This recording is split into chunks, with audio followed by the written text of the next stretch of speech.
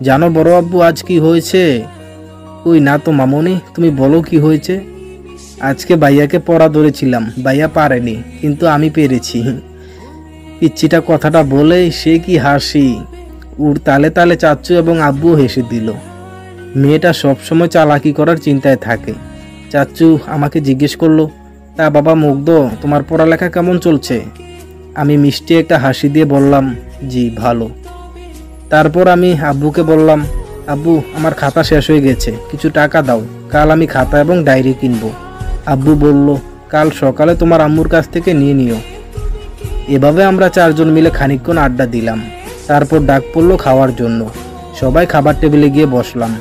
খাবার খেতে খেতে পিচ্চিটা হঠাৎ বলে উঠল, আম্মু তুমি জানো ভাইয়া আমাকে আজ কি বলেছে? পুতুলের কথা শুনে আমি কিছুটা ভয় পেলাম। কি না কি বলে প্যাচ লাগিয়ে দেয় কে জানে।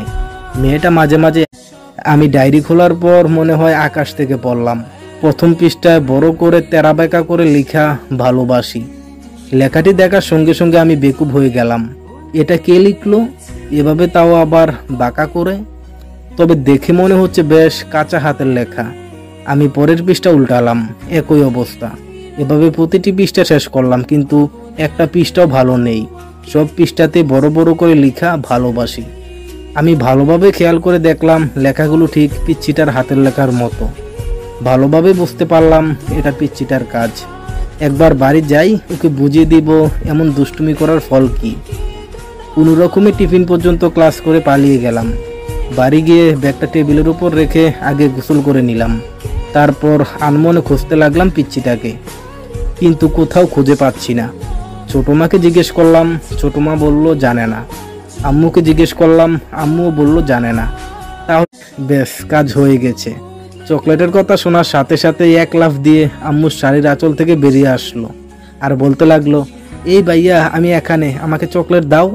পুতুল বুঝতে না পারলেও আম্মু আর ছোট আম্মু বেশ ভালোভাবে বুঝতে পেরেছে এটা পুতুলকে ধরার জন্য আমার একটা টোপ ছিল। এদিকে হাসতে হাসতে ছোট মার অবস্থা শেষ। ছোট মা হাসতে হাসতে পুতুলকে বলল, অবশেষে ধরা পড়লি ফাঁদে, এবার ঠেলা সামলাও।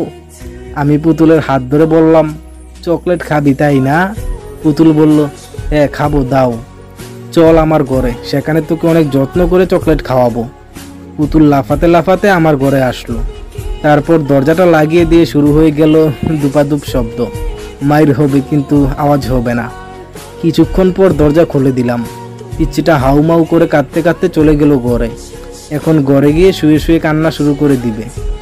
আম্মু আমাকে বকলো কিছুটা, একটা থাপ্পড়ও মেরেছে। তারপর আমি খাবার